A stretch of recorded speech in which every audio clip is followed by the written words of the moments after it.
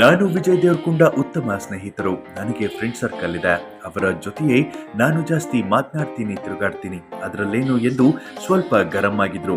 ಇವರಿಬ್ರು ನ್ಯೂಯಾರ್ಕ್ಗೆ ಹೋಗಿದ್ರು ಎನ್ನುವ ಸುದ್ದಿ ಬಹಳ ಸದ್ದು ಮಾಡಿದ್ದ ಬಗ್ಗೆಯೂ ಮಾತನಾಡಿದ ರಶ್ಮಿಕಾ, ನಾವು 10 ಜನರು ಒಟ್ಟಿಗೆ ಟ್ರಿಪ್ ಹೋಗ್ತೇವೆ. ಈಗ ಎಲ್ಲರೂ ಸ್ನೇಹಿತರ ಜೊತೆ ಟ್ರಿಪ್ ಹೋಗ್ತಾರೆ, ಅದರಲ್ಲೇನಿದೆ ಅಂದಿದ್ರು.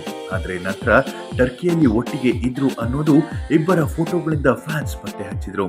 ವಿಜಯ್ ಮತ್ತು ರಶ್ಮಿಕಾ ಟರ್ಕಿಯ ಫೋಟೋಗಳನ್ನ ತುಂಬಾ ದಿನಗಳ ಅಂತರದಲ್ಲಿ ಸೋಷಿಯಲ್ ಮೀಡಿಯಾದಲ್ಲಿ ಶೇರ್ ಮಾಡಿಕೊಂಡಿದ್ರು. ಮೊದಲು ಇದನ್ನ ವಿಜಯ್ ಶೇರ್ ಮಾಡಿಕೊಂಡಿದ್ರು.